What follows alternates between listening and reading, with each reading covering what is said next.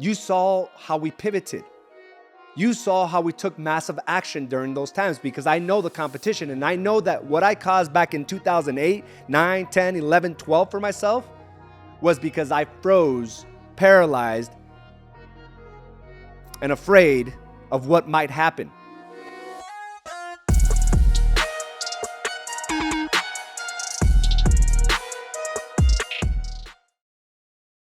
Welcome to another episode of Mindset Mastery. Go ahead and check in as you're coming on board. Thank you again for joining me for this episode. And today's subject could be a little dark, could be a little gloomy, but I think we're going to go ahead and flip it around. You know, that's what it's all about, having the right thoughts, having the right actions to make sure it supports what our endeavors are, what our ambitions are.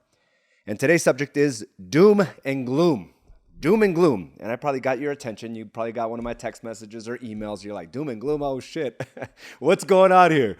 And, you know, what I did is what a lot of people in media, social media do, is they try to capture attention, right? Try to get these headliners so it pays attention. And it's supposed to evoke emotion, okay?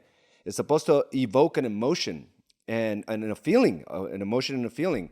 And that emotion and feeling is then supposed to be supported by thoughts that greater supports that emotion or feeling, and so on and so forth. It's just this big morphine process. And we have to be very diligent about where our mind is at. In fact, many years ago, I wrote this quote that came up on my timeline. It says, "Your life is a reflection of your thoughts. Get your head out of your ass," right? Because oftentimes I think we buy into these thoughts and processes that are not in alignment with what we want to create in life. And one of the things that I've learned throughout my entire, entrepreneur career, which is now stemming 18, 19 plus years. I've been in the retail space, I've been in the sales space, I've been on the online space, I'm in the brokerage space, and I've learned many very valuable lessons. And one of them being that it is always up to me. It is always up to me. My results will always be up to me, regardless of what others are going through. My results are different because I know myself. I don't know the commitments from other individuals.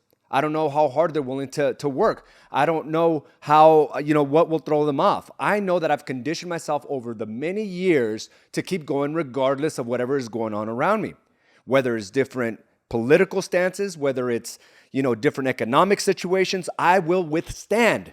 And with that, I now realize that I not only will I withstand it, I will expand when others contract. And that is a very, very a great place to be. Like if you're in that position, it feels amazing because you understand that nothing will ever stop your progression if you just take the necessary actions. But one of the quotes that I absolutely love is from General Sun Tzu. And he says, if you know the enemy and know yourself, you need not fear the result of 100 battles. And of course, he's talking about a war context. But many businesses use this as a way to move forward with their businesses. And when I read that, I thought about myself, like, I know myself. And I know what the enemy or the competition is doing whenever there's a doom and gloom type of headline. And last week, just to give you an insight of what I'm talking about, in our industry, in the real estate industry, there was some big, massive headlines about one of the biggest players in our industry, backed by billions of dollars, decided to get out of the home flipping space. So for many years, this particular company, Zillow, was telling their investors, this is the path to the greatest, outcomes that we've ever had. It's going to equate to the greatest revenues we've ever produced. But it turns out it didn't. It was not a very profitable business. They made a business decision. As opposed to bleeding slowly and continue to bleed and waste all this money, right? Going in the wrong direction, they decided just to cut its head off. And said, we're just stopping this process. And it got me thinking, like, this is a very valuable lesson. This is not a failure on their end. They saw a process that wasn't working, and they cut its head off. That's what businesses are supposed to do. They're not supposed to continue to feed into something that just doesn't work. But the headlines we all got, right, was that the real estate market is going to tank. That's what they're feeding into the consumer. That's what they're feeding to your competition. That the real estate market is going to tank because this Zillow made a business decision, but they twisted those words, right? They made a business decision. I've been in that situation where I had to just cut my losses and walk away. But listen, it took many, many months of coming to that realization. I put myself further in a hole because I wanted to hold on to this business practice that I thought was going to create a good lifestyle for me, when in fact it was costing me tens of thousands a month, every month, month after month after month. And I couldn't bring myself to making a business decision. And when I finally did, it equated well over 6 figures at that point. Multiples, right? And I could have stopped it dead in its tracks, but I was into this thought process. It's got to work. It's got to work. So now we have this big conglomerate saying, well, we're going to go ahead and switch gears. We're going to go to a more profitable side of the business. And if you didn't listen to last Friday's call, I implore you to listen to it. So they're changing up their strategy, which will affect many of the agents and how they handle their business. But they made a business decision. And when you look on social media, when you look at YouTube, when you look at the media in general, newspapers and TV, you'll get this almost like this it's trying to evoke your emotion or your feeling to saying you got to contract. You got to play safe. You got to play small. You got to hold on to whatever you have. Like, I love these headlines because I know myself and I know the enemy. I know my competition. I know that outside sources has planted a negative seed in their minds. And when you plant a negative seed in your mind, you can't think of anything positive, right? Think about that. And I remember my coach always telling me this. It's like, okay, I want you to contract and curl yourself really, really tight and think of something positive. It's impossible. You can't contract and think of something positive. It's hard. You're in this space, right? Tense, fear-driven, and closed to opportunities. But if you allow yourself to open up, you allow the opportunities to be seen. So here we have different mediums, whether it's on social media, TV, whatever. It's all over the place. Online news. Is this the bubble? The bubble's going to burst. They evoked an emotion. And many of us who's been in this industry for many, many years understand what what comes on the back of the market tanking, right? I think we all felt our fair share. If we were too young or didn't have our own business at that point, someone in our family got affected. It was worldwide. So when they evoke an emotion and a feeling, we start thinking. Then it brings us to a thought, right? We start thinking about how it felt. How it felt not to have money. How it felt not to be able to pay our bills. How lost we felt. The anxiety, the depression that followed suit. We start thinking about this. And we're like, no. I don't want that ever again. But as opposed to learning those lessons back then, right? As opposed to understanding that when you continue to contract and play safe and hold on to whatever you have, things only get worse. And I divulged a lot of information about what I went through, what my family and I went through. The financial devastation, the foreclosures, the lawsuits. Like, it was painful. And it sucked. And if you look at it from a wide view, it wasn't because of the economy. It wasn't because there lacked opportunities. It was because I bought into the negativity. Understand that I caused all this. The economy didn't cause this for me. My inactions, my negative thought processes, me trying to hold on to what I had caused me those pains, not the economy. My enemy thinks it was the economy. The competition thinks it was the economy. The competition thinks it was something outside of them. But I know my enemy because I was one of them. I knew what they thought. I knew how they operated because I was in that same place. The economy didn't cause the financial devastation in my life. I just failed to pivot. And then I froze with fear. And then I bought into the negativity. I kept on consuming that the market is dead. I sat there for months, paralyzed, worried, causing more issues in my life because I bought into the negativity. They evoked an emotion in me, and I supported it with all my thoughts. So there goes my car, there goes my house. I'm behind on my primary home, making it worse and worse and worse because I was paralyzed.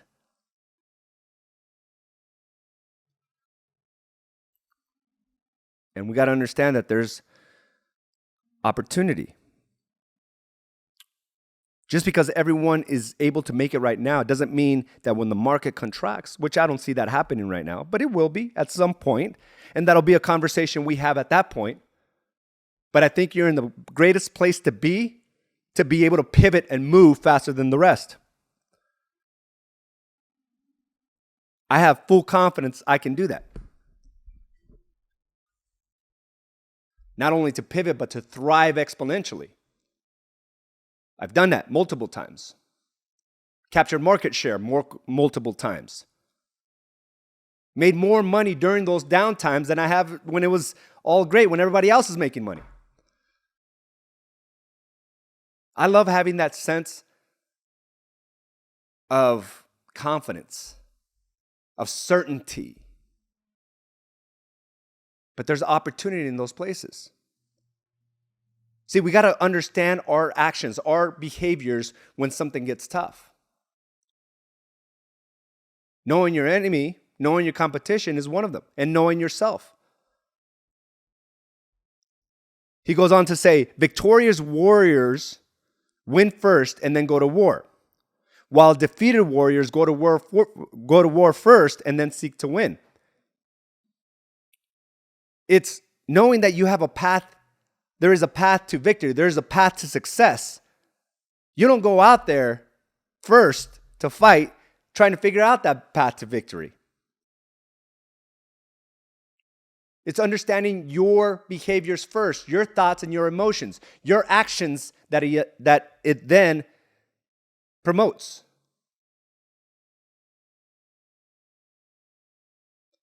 I caused all those issues. I caused all those problems because I shut down, paralyzed by the fear. I wanted to play it safe. I wanted to avoid the pains. One of the things that you can do to be victorious is to understand that it's always on the back of your actions. It does not mean you contract. You will miss several opportunities that are on your way. And you've seen me demonstrate that on the short time we've known each other, right? Some of you, I've been around 10 years plus. And some of you before I even, came out of my financial devastation. But you've seen the moves, and you've done those same moves. More recently, in February and March of 2020, as they're planting the COVID-19 illness on all of us, you saw how we pivoted. You saw how we took massive action during those times because I know the competition and I know that what I caused back in 2008, 9, 10, 11, 12 for myself was because I froze, paralyzed, and afraid of what might happen. And you've seen it with your own clients. They were prepared to buy a year ago, 2 years ago, 3 years ago. But they were paralyzed, right? By that emotion and those feelings of when the market tanked many, many years ago. And now they missed massive opportunities. They missed the security for their family. They missed hundreds and hundreds of thousands of dollars of equity. because all they thought about was how it felt back then, not realizing they got a lot of lessons during that time. Many lessons, and it's not the same. Now they've missed out on all those great opportunities, the security, long-term security for their family. They didn't learn their lesson. They're still stuck in the past. And the reason I'm saying this is because you're not the same person you were before. And if you look at every time you had a financial hardship, it was always caused by your inaction. Not because you took massive action. Not because you were out there striving for more. It's because you shut down in fear, paralyzed by it. The economy, I'll say it again, the economy didn't shut me down, didn't cause all the heartaches in my life. It was I shut myself down. My head was in the wrong place. I bought into what was out there. And one of the things I'm going to tell you right now is when the market contracts, there is still a market. It's the survival of the fittest.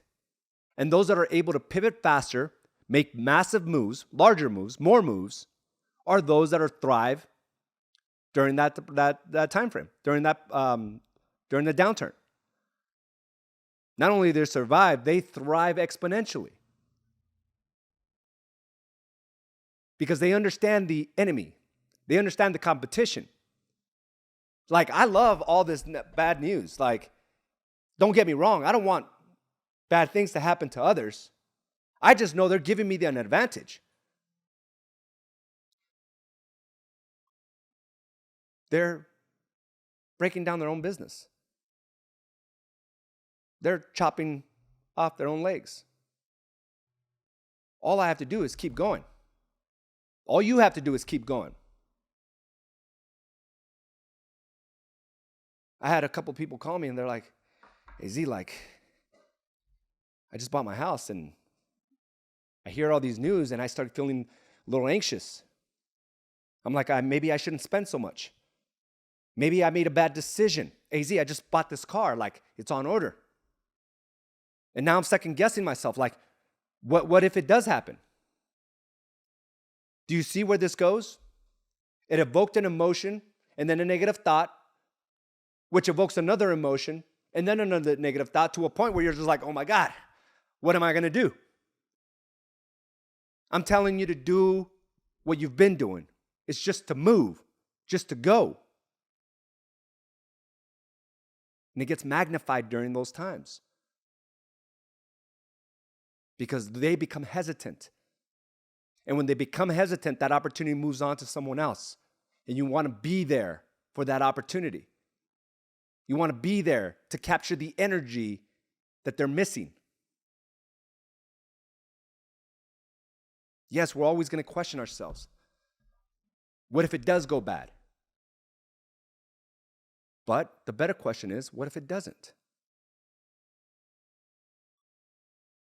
What about if it's not doom and gloom? What if this is the launch pad to the next level?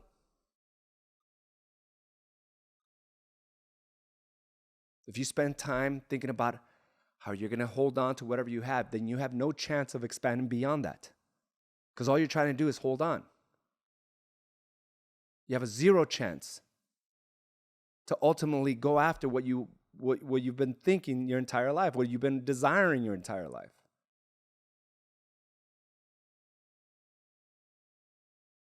If you want to hold on, that's the farthest you'll get. Understand that this is your standard now. Don't hold on to it. You can grow it. So as opposed to just sitting there worried about it, like, embrace the fact that you made those decisions, that house, that car, whatever it may be. And then use that as leverage. Use that as inspiration to go for more. Because at the moment you start cutting out your cable bill, your phone bill, your this bill, your that, trying to save, You'll stay there. I remember I did that too. Look at all my expenses. Like $30 wasn't going to change my life, but I cut that out. This other expense, cut it out. Haircuts, once a month. And during that time, between 2008 and the mid-2008, when I caused most of my financial devastation, most of my financial woes, hardships, if I would have just kept going, I don't think I would have suffered the way I did. Because at the moment I snapped out of it, at the moment I said, maybe there is a way, maybe there is an opportunity out there. It can't all be gone. I started doing my research. And I started finding out another side of real estate. Oh, there's an REO side, a foreclosure side to this. Maybe there's an opportunity there. And then I started searching more and more and more. While others are scared, while others are running away from the business, I dug my heels down. And I should have done that months before. But I didn't. And I caused all my issues. Again, the economy didn't cause it. I caused it. So I looked for opportunities. I took massive action. I decided I didn't want to be in that position any longer. It always comes down to a decision. Whether it's a tragedy in our lives, whether it's a hardship on our lives, it's a decision to say enough is enough. And when that decision happens, we get back to how things used to be, right? All I'm saying is make those decisions faster. Decide today that you're not going to allow anything outside of you to stop you. Because you know yourself and you know your enemy, your competition. So when I decided I had enough feeling this way, I had enough not having money, I had enough having the creditors call me, somehow I magically figured it out. But isn't that the story for all of us? Isn't that what's happened anytime we faced a hardship, a tragedy? It's when we decide, okay, I had enough. I've had enough pain, have enough depressive moments. I've had enough anxiety. I'm just going to do something about it. That's it right there, doing something about it. That's it. So what I tell the guy, one of the guys that told me they bought a house, okay, cool. Go out and reach back out to all your past clients. Maybe share with them the new good news. What happened to the gentleman that told me about the new car? Awesome. Now go make 5 more contacts to ensure that that's not a problem. Because what happens if we don't hear these things? We start contracting further and further and further into inaction, into negativity. There will always be a market. But it doesn't mean it's going to come easy. But if you condition yourself, you just know it just has to happen. We all know this. And sometimes we just need to be reminded. As opposed to always thinking of, I don't want to feel this again. I don't want to experience this again. Let's start thinking about what we do want. I want to feel fulfilled. I want money in the bank. Thinking this other way is taking me a few steps back from that. Remember, we all face this. Doom and gloom. It's an opportunity. Doom and gloom is an opportunity. This building that we're at. If I didn't take that opportunity during the doom and gloom, we wouldn't be here right now. I don't think I could afford it in today's market. Right? Prices have doubled and tripled. There's no way. Or it would have made it a lot tougher. It would have cost me more money. But I know doom and gloom is an opportunity. Not for everyone. As a matter of fact, let me go ahead and clarify that. It's an opportunity for those that continue to move. because it's not limited. It just so happens that most people just, shut down. So it leaves more than enough for all the rest of us. I ended up running one of the largest REO operations in the entire state. Thousands of homes sold. Thousands. Why? Well, everybody else was shut down in their house, sucking their thumbs, in a fetal position, afraid. All I did was just take action. It was nothing spectacular. Just got up every morning, looked for opportunities, thought about what I wanted as opposed to what I didn't want, and sold thousands of properties during that time. And during that time, I knew how to manage teams, how to have different departments. Amazing, right? I could have missed all those business lessons if I would have just shut down. What I'm saying is keep going. And this happens multiple times. We don't need the media, social media to tell us there's opportunities out there. During this time, there's a lot of agents that are still taking their ease. General Sun Tzu. When they take their ease, you give them no rest. That means you keep going harder. Know your competition. I know mine. But more importantly, I know myself. I keep going. So stop feeding those emotions into negative feelings. Instead, get those emotions to see what is possible for you. The emotion of how does it feel to have so much money in the bank? You pick the amount. I don't know what that is for you.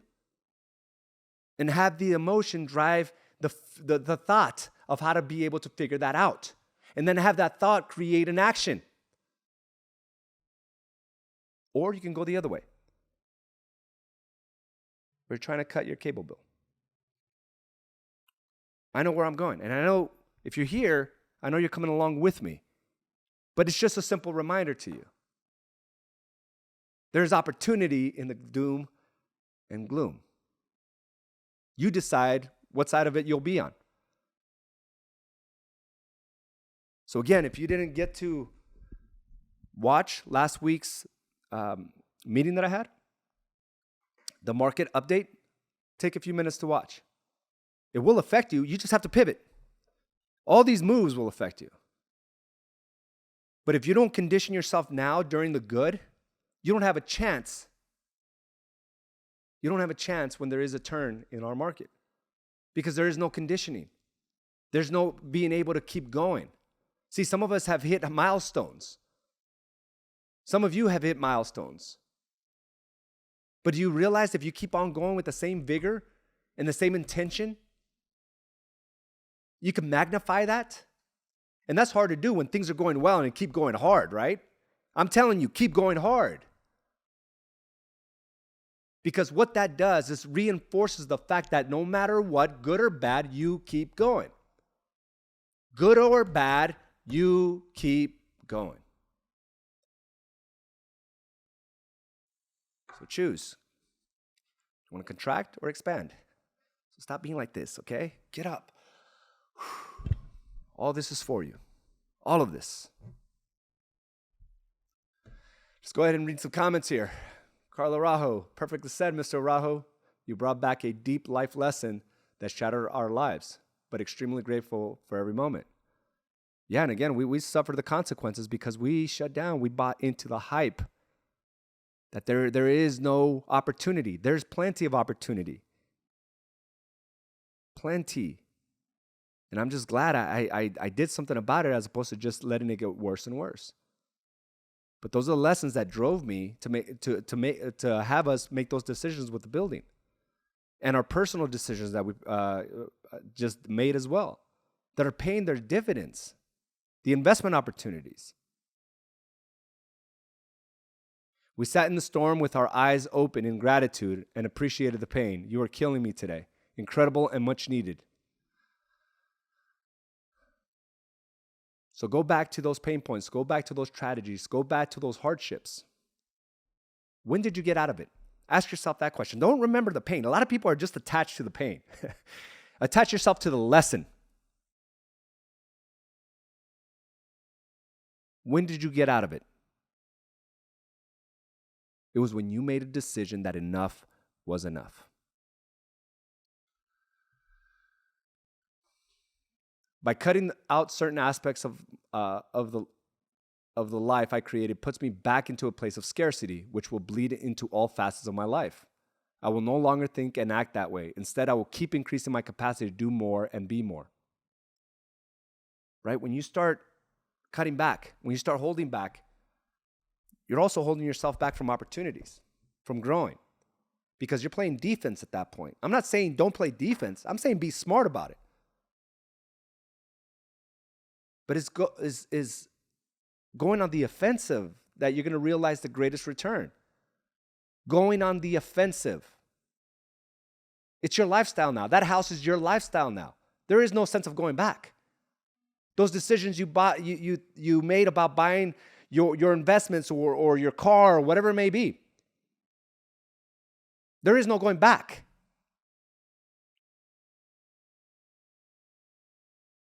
Because at the time you do, you're telling yourself, this is as far as I can go. This is as far as I can create. It was a mistake going beyond my means. It was a mistake going beyond the things I never had in my life.